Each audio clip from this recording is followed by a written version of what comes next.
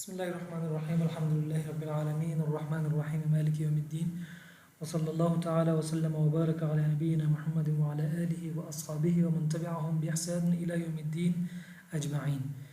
گزشتہ درس میں ہم نے ماضی معروف کے بنانے کا طریقہ پڑھا تھا اور ہم نے ماضی معروف کی دو قسمیں ماضی معروف مثبت اور ماضی معروف منفی کی گردانیں پڑھی تھیں، اور میں نے آپ کو کہا تھا کہ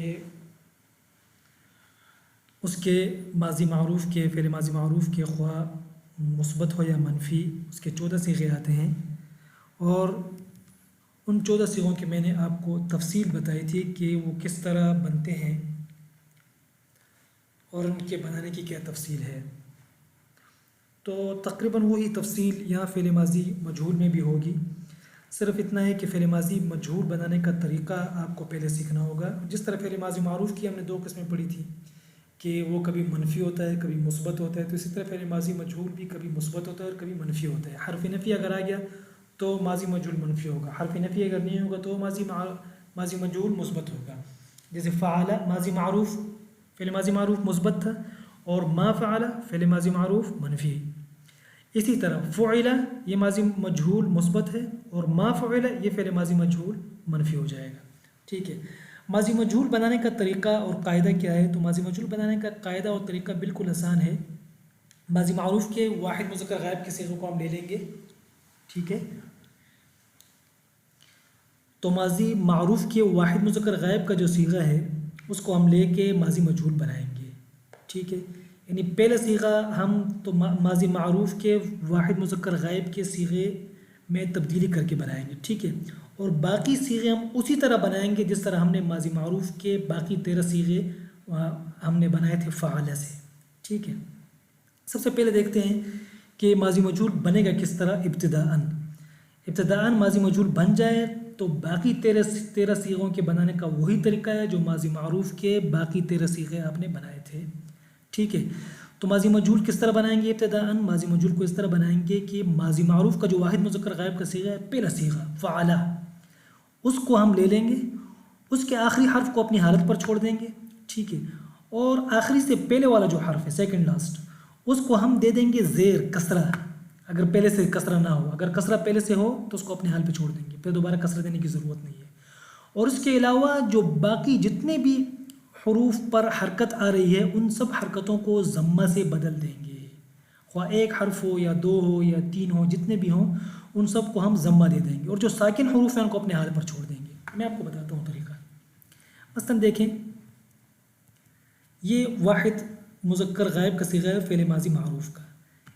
ہم جب فعل ماضی مجہول بنائیں گے ابتداءً تو پہلے ہم نے اس صیغے میں رد و بدل کرنا ہے، ٹھیک ہے؟ جب اس صیغے میں رد و بدل کر دیں گے تو ماضی مجہول کا واحد مذکر غائب کا صیغہ بن جائے گا۔ جب واحد مذکر غائب کا صیغہ بن گیا، ٹھیک ہے، تو اس کے بعد باقی صیغوں کے بنانے کا وہی طریقہ ہے جو ماضی معروف کے بنانے کے صیغے بناتے وقت ہم نے بتایا تھا گزشتہ درس میں۔ دیکھیں مثلاً سب سے پہلے ہم نے کیا پڑھا تھا کہ فعل سے فعل کس طرح بنائیں گے؟ فعل سے فعل اس طرح بنائیں گے کہ سب سے پہلے آخری والا جو حرف ہے اس کو اپنے حال پہ چھوڑ دیں گے۔ لام پر فتحہ ہے تو لام کو اپنے حال پر چھوڑ دیں گے۔ لام سے جو پہلے والا حرف ہے یعنی عین یہاں پر اور یہاں بھی عین ہے تو اس کو ہم کسرہ دے دیں گے، ٹھیک ہے؟ اس کو ہم نے کسرہ دے دیا، ٹھیک ہے؟ تو کیا ہو گیا؟ فاعل۔ اچھا، اس کے علاوہ جتنے بھی حروف ہیں یعنی آخری اور آخری سے پہلے والا سیکنڈ لاسٹ جو حرف ہے، اس کے علاوہ باقی جتنے بھی حروف ہیں ان پر دیکھیں گے، اگر ان پر حرکت آ رہی ہے تو ان حرکتوں کو ضمے سے بدل دیں گے، ٹھیک ہے؟ اور اگر وہ ساکن ہیں تو اپنے حال پر چھوڑ دیں گے۔ اب دیکھیں یہاں پر لام اور عین کے علاوہ جو باقی حروف ہیں وہ صرف ایک حرف فا ہے۔ اب اس فا پر جو ہے دیکھیں نا فتحہ آ رہا ہے نا، حرکت ہے اس پر، تو اس حرکت کو ہم ضمے سے بدل دیں گے، تو کیا بن جائے گا؟ فعل، ٹھیک ہے؟ اب ماضی مجہول کا واحد مذکر غائب کا صیغہ بن گیا، کس سے بنا؟ یہ ماضی معروف کے واحد مذکر غائب کے صیغے سے بنا۔ اب باقی صیغے کس طرح بنیں گے؟ تو باقی صیغوں کے بنانے کا وہی طریقہ ہے جو ہم نے ماضی معروف کے باقی صیغے بنانے کے لیے پڑھا تھا، جو قاعدہ اور طریقہ، ٹھیک ہے نا؟ وہ کیا ہے کہ پہلے ذرا میں اس کو ذرا واضح کر دوں اس اور مثالیں دے کر، ٹھیک ہے؟ یہاں پر میں ذرا مزید مثالیں دیتا ہوں۔ مثلاً دیکھیں، یہ دیکھیں ضربہ ہے، یہ واحد مذکر غائب کا صیغہ ہے فعل ماضی معروف کا۔ اس سے ہم فعل ماضی مجہول بنانا چاہتے ہیں تو کس طرح بنائیں گے؟ تو اس کا طریقہ یہ ہے کہ ابھی آپ نے کیا پڑھا؟ آپ نے پڑھا کہ جو آخری والا حرف ہے اس کو اپنے حال پر چھوڑ دیں گے، بالکل با کو ہم نے آخری حرف ہے اپنے حال پر چھوڑ دیا، با سے جو پہلے والا حرف ہے یعنی آخری حرف سے پہلے والا جو حرف ہے اس کو کسرہ دے دیں گے اگر کسرہ نہ ہو، یہاں پر را پر فتحہ ہے، ٹھیک ہے، کسرہ نہیں ہے تو اس لیے اس کو کسرہ دے دیں گے، دے دیا۔ اس کے علاوہ جتنے بھی حروف ہیں دیکھیں گے کہ ان پر حرکت ہے یا سکون، اگر ان پر سکون ہے تو اپنے حال پہ چھوڑ دیں گے، اگر ان پر حرکت ہے تو اس حرکت کو ضمے سے بدل دیں گے۔ اب ایک صرف ضاد ہی رہتا ہے، اس پر حرکت ہے تو اس کو ہم ضمے سے بدل دیں گے، یہ ہم نے بدل دیا تو کیا بن گیا؟ ضربہ۔ نصرہ، اس سے بھی جو ہے نا، اس سے بھی فعل ماضی مجہول اسی طرح بنے گا، ٹھیک ہے نا۔ آخری حرف کو دیکھیں، آخری حرف کیا ہے؟ را ہے، اس کو اپنے حال پر چھوڑ دیں گے، ٹھیک ہے۔ اچھا، را سے پہلے والا جو حرف ہے یعنی آخری حرف سے پہلے والا جو حرف ہے سیکنڈ لاسٹ، اس کو اگر اس پر کسرہ نہیں ہے تو اس کو کسرہ دے دیں، کسرہ نہیں ہے اس پر، یہاں دیکھیں صاد پر فتحہ ہے تو اس کو ہم کسرہ دے دیں گے، ٹھیک ہے۔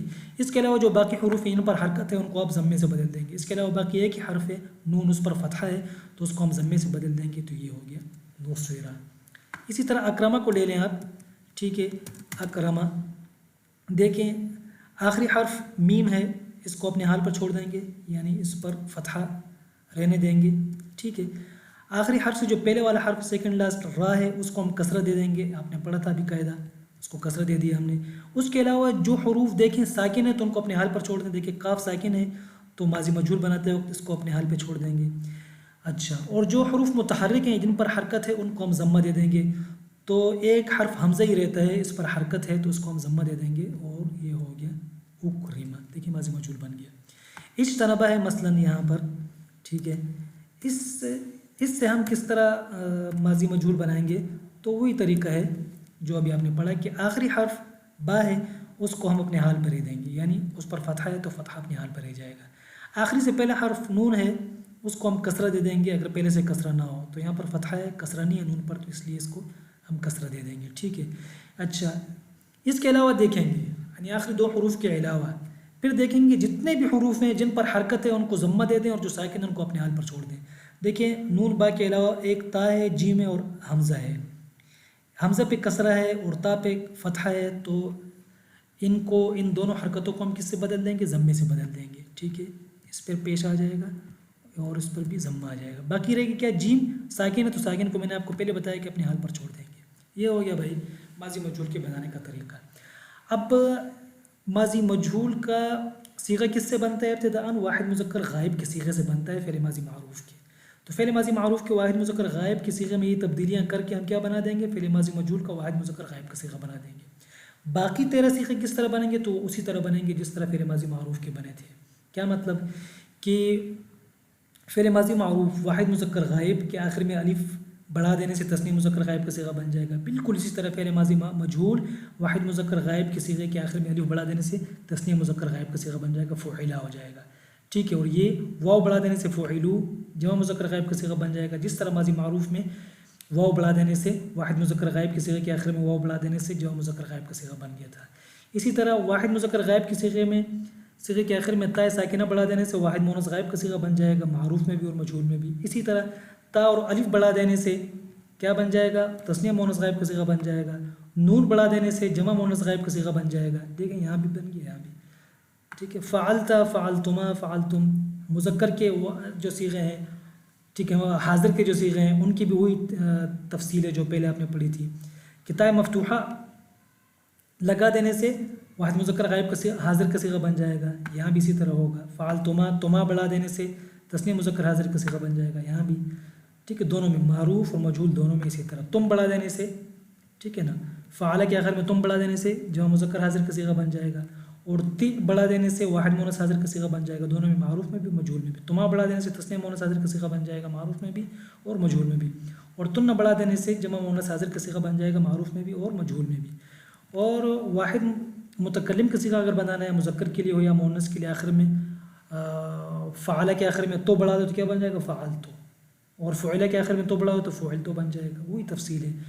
آخر میں نہ بڑھا دینے سے یعنی فعل اور فعل کے آخر میں نہ بڑھا دینے سے متکلم مع غیر کا صیغہ بن جائے گا، جو مذکر مؤنث تثنیہ جمع سب کے لیے آتا ہے، ٹھیک ہے۔ البتہ اتنا ہے کہ ترجمے میں چونکہ ماضی مجہول کیسے کہتے ہیں؟ جس کا فاعل معلوم نہ ہو، جس کا کرنے والا معلوم نہ ہو، اس لیے ترجمے کا خیال رکھنا ہے۔ فعلا کا ترجمہ کیا ہے؟ کیا اسے ایک مرد نے، اسے ایک مرد نے، یعنی چونکہ کرنے والا معلوم ہے تو اس لیے ہم نے ترجمے میں اس کرنے والے کا ذکر کیا، یعنی اس ایک نے۔ اور چونکہ یہاں پر ماضی مجہول میں چونکہ فاعل معلوم نہیں ہوتا ہے، ٹھیک ہے، تو اس لیے فاعل کا ذکر نہیں کیا جائے گا ترجمے میں۔ کیا کہا جائے گا؟ کیا گیا وہ ایک مرد، یعنی اس مرد کے ساتھ کوئی کام کیا گیا۔ کرنے والا کون ہے یہ معلوم نہیں ہے، فعلا ان دو مردوں کے ساتھ کیا گیا، ٹھیک ہے نا، یعنی کیے گئے وہ دو مرد، کیے گئے وہ سب مرد، کی گئی وہ ایک عورت، ٹھیک ہے نا، کی گئیں وہ دو عورتیں۔